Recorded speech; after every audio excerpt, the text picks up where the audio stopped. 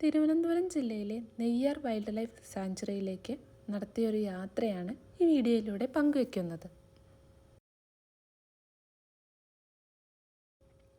രാവിലെ ഒരു 7 മണിക്ക് ശേഷമാണ് തമ്പാനൂർ ബസ് സ്റ്റാൻഡിൽ നിന്ന് യാത്ര ആരംഭിച്ചത്.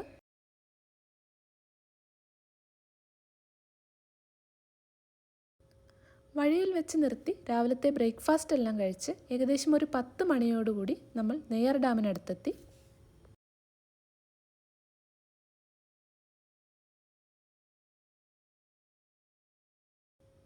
ഇപ്പോഴിവിടുത്തെ മെയിൻ അട്രാക്ഷൻ ബോട്ടിംഗ് ആണ്. നമുക്കിവിടെ 2 ഡിപ്പാർട്ട്മെൻറ്റിൻ്റെ ബോട്ടിംഗ് അവൈലബിൾ ആയിരുന്നു.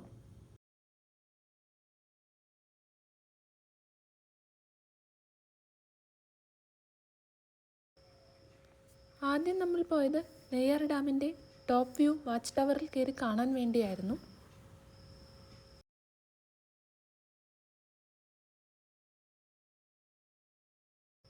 ഇതാണ് ടവറിന് മുകളിൽ കയറിയാൽ കാണാൻ പറ്റുന്ന ടോപ്പ് വ്യൂ.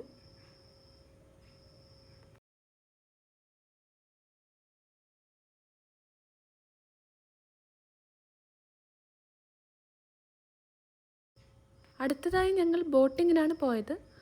ഇവിടെ സ്പീഡ് ബോട്ടും നോർമൽ ബോട്ടിങ്ങും അവൈലബിൾ ആയിരുന്നു. നമ്മൾ സ്പീഡ് ബോട്ടാണ് ചൂസ് ചെയ്തത്. സ്പീഡ് ബോട്ട് കുറച്ചുകൂടി ദൂരം പോകുമെന്നാണ് ഗൈഡ് പറഞ്ഞത്.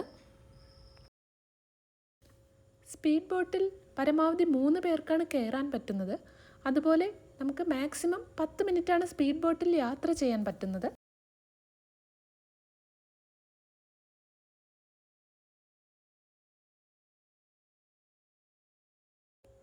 നെയ്യാർ ഡാമിന് പുറമെ കാളിമല, കുരിശുമല തുടങ്ങിയ അഗസ്ത്യർകൂടത്തിൻ്റെ ഭാഗമായി വരുന്ന പല മലനിരകളും കണ്ടുകൊണ്ടുള്ള സ്പീഡ് ബോട്ടിലെ യാത്ര വളരെ മനോഹരമായിരുന്നു.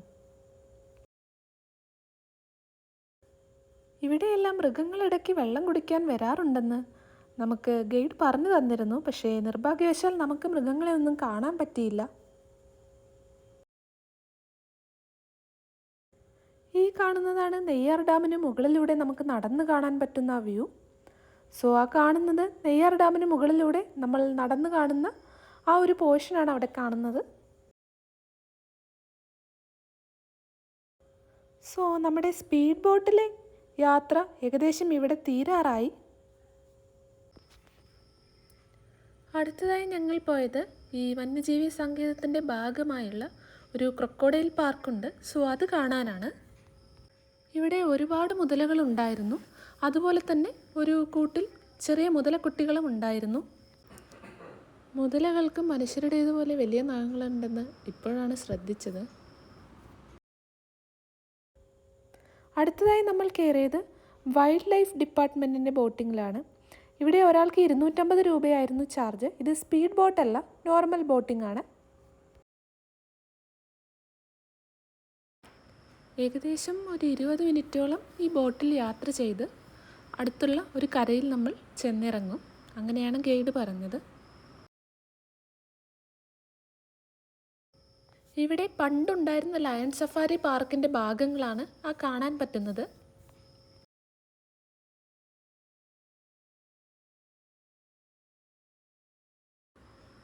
പണ്ടിവിടെ ബോട്ടിങ്ങിന് പുറമെ ലയൺ സഫാരി പാർക്ക് കൂടെ ഉണ്ടായിരുന്നെന്നാണ് പറഞ്ഞത്. പക്ഷെ ഇപ്പോൾ നമുക്ക് ലയൺ സഫാരി പാർക്ക് അവൈലബിൾ അല്ല. ഇപ്രാവശ്യവും നമ്മൾ നേരത്തെ കണ്ട നെയ്യാർ ഡാമിൻ്റെ ടോപ്പ് വ്യൂ പോർഷനൊക്കെ കണ്ട ആ സെയിം ഭാഗത്തു കൂടെ തന്നെയാണ് ബോട്ടിങ്ങിൽ പോകുന്നത്. പക്ഷേ ജസ്റ്റ് ബോട്ടിങ്ങിൽ പോയി തിരിച്ചു വരികയല്ല, പകരം നമ്മൾ അപ്പുറത്തുള്ളൊരു കരയിൽ ചെന്നിറങ്ങി അവിടെയുള്ള അനിമൽസിനെ കൂടി വിസിറ്റ് ചെയ്താണ് തിരിച്ച് ബോട്ടിൽ വരുന്നത്.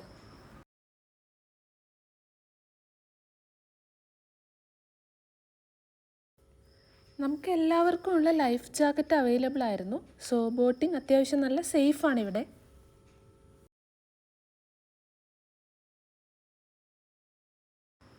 ഇവിടെയാണ് നമ്മൾ ഇറങ്ങേണ്ടത്.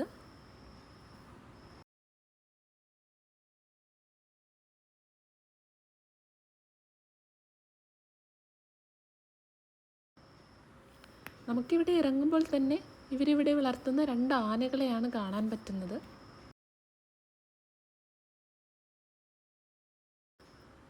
ഇവർ വളർത്തുന്ന ആദ്യത്തെ ആനയുടെ പേര് ജയശ്രീ എന്നാണ്. ഒരാൾ കൂടെയുണ്ട്. കണ്ണൻ എന്ന പേരിൽ ഒരു ചെറിയ ആന കൂടിയുണ്ട്.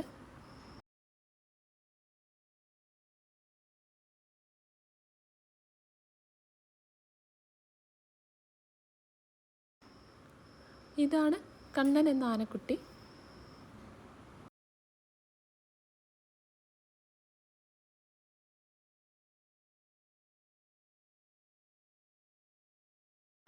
നമ്മൾ വന്ന സമയത്ത് പുള്ളി ഇവിടെ കഴിച്ചുകൊണ്ട് നിൽപ്പായിരുന്നു.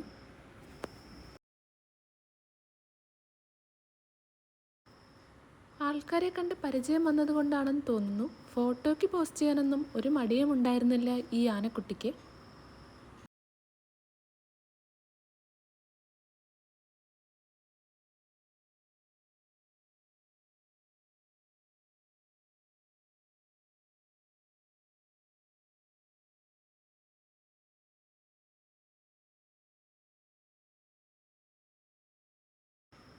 അത് കഴിഞ്ഞ് ഇവിടെ അടുത്തുള്ള ഡി റീഹാബിലിറ്റേഷൻ പാർക്കിലോട്ടാണ് നമ്മൾ പോയത്. ഏകദേശം ഒരു 1/2 കിലോമീറ്ററോളം ചെറിയൊരു വാക്കുണ്ട് ഡി റീഹാബിലിറ്റേഷൻ സെൻറ്ററിലെത്താൻ. കുട്ടികൾക്കെല്ലാം പോകാൻ പറ്റുന്ന വളരെ എളുപ്പമുള്ളൊരു വഴിയാണ്. സോ ഈ ചെറിയ ട്രെക്കിംഗ് ചെറിയ കുട്ടികൾക്ക് പോലും ഒരുപാട് ഇഷ്ടപ്പെടും. ഇവിടെയാണ് നമ്മുടെ ഡി റീഹാബിലിറ്റേഷൻ സെൻറ്റർ. ഇവിടെ കുറച്ച് മാനുകൾ ഉണ്ടായിരുന്നു.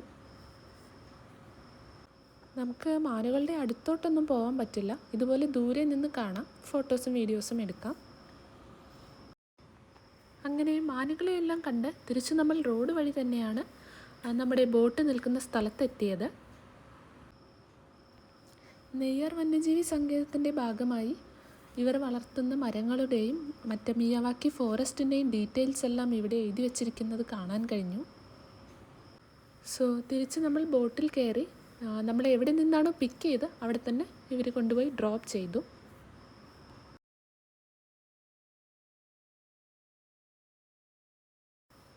നമ്മളിപ്പോൾ പോകുന്ന ഈ ബോട്ടിൽ മാക്സിമം 15 പേർക്ക് വരെ കയറാൻ പറ്റും.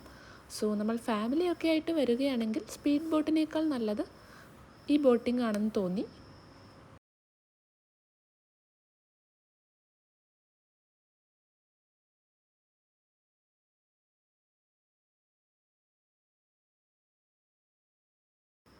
തിരിച്ചുള്ള ബോട്ടിംഗ് സമയത്ത് ചെറിയ ചാറ്റൽ മഴയൊക്കെയായി നല്ല രസമുള്ള ബോട്ടിംഗ് ആയിരുന്നു.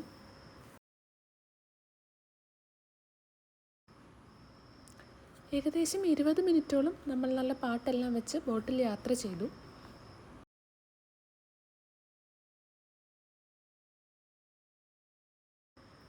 അങ്ങനെ നമ്മുടെ ബോട്ടിംഗ് ഇവിടെ അവസാനിച്ചു.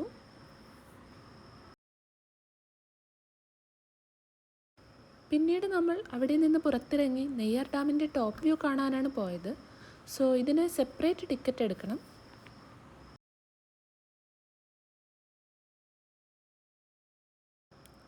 മഴക്കാലമായതിനാൽ നെയ്യാർ ഡാമിൻ്റെ വലിയ 4 ഷട്ടറുകളും ഓപ്പൺ ആയിരുന്നു. നല്ല പാലൊഴുക്കി വിട്ട പോലെ തൂവെള്ള കളറിലാണ് ഷട്ടറുകൾ തുറന്നപ്പോൾ വെള്ളവും ഇവിടെ പോകുന്നത്.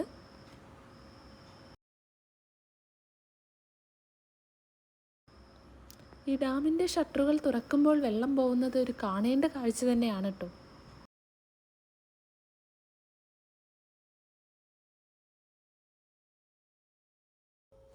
ഈ കാണുന്നതാണ് നെയ്യാർ ഡാമിൻ്റെ ടോപ്പ് വ്യൂ. നമ്മൾ നേരത്തെ ബോട്ടിലിരിക്കുമ്പോൾ കണ്ട നെയ്യാർ ഡാമിന് മുകളിലൂടെയുള്ള നടപ്പാതയാണിത്. നമ്മൾ ഈ പാലത്തിന് മുകളിൽ നിൽക്കുമ്പോൾ നമ്മൾ നേരത്തെ പോയ ആ ബോട്ടും അതുപോലെ തന്നെ നമ്മളൊരു ടവറിന് മുകളിൽ കയറി നെയ്യാർ ഡാം കണ്ടില്ലേ, ആ വ്യൂവും എല്ലാം നമുക്ക് ഇവിടുന്ന് കാണാൻ കഴിയും.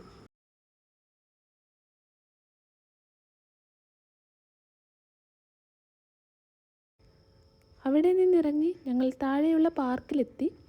ഇവിടെ കുറച്ച് മൊയലുകളെയും അതുപോലെ തന്നെ പ്രാവുകളെയും എല്ലാം കണ്ടു. ഇനി ഇവിടെ അടുത്ത് അക്വേറിയം ഉണ്ടെന്ന് പറഞ്ഞു. സോ അതുകൂടി വിസിറ്റ് ചെയ്യണം.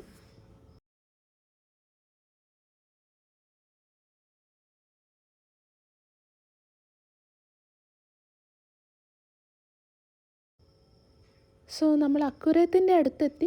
അക്വേറിയത്തിന് തൊട്ടടുത്തായി തന്നെ ചെറിയൊരു ചിൽഡ്രൻസ് പാർക്ക് കൂടിയുണ്ട്. അക്വേറിയത്തിൽ കയറാനും നമ്മൾ സെപ്പറേറ്റ് ടിക്കറ്റ് എടുക്കണം. ഇത്ര നേരം കണ്ടതിൽ വെച്ച് ഏറ്റവും ഇഷ്ടമായത് ഈ അക്വേറിയവും അതുപോലെ തന്നെ ബോട്ടിങ്ങുമാണ്. സോ ഇതായിരുന്നു നമ്മുടെ നെയ്യാർ ഡാം വിസിറ്റ്. സോ ചുരുക്കി പറയുകയാണെങ്കിൽ ഏകദേശം ഒരു ഹാഫ് ഡേ ഒക്കെ വിസിറ്റ് ചെയ്യാൻ പറ്റിയ, ഒരു ഫാമിലി ഔട്ടിങ്ങിനൊക്കെ, ഒരു ഹാഫ് ഡേക്കുള്ള ഔട്ടിങ്ങിനൊക്കെ പോകാൻ പറ്റിയ നല്ലൊരു സ്ഥലമാണ് നെയ്യാർ വൈൽഡ് ലൈഫ് സാങ്ച്വറി. രാവിലെ ഒരു 11 മണിക്ക് എത്തുകയാണെങ്കിൽ നമുക്കൊരു 3 മണിയോടുകൂടി എല്ലാ കാഴ്ചകളും കണ്ട് മടങ്ങാൻ പറ്റും.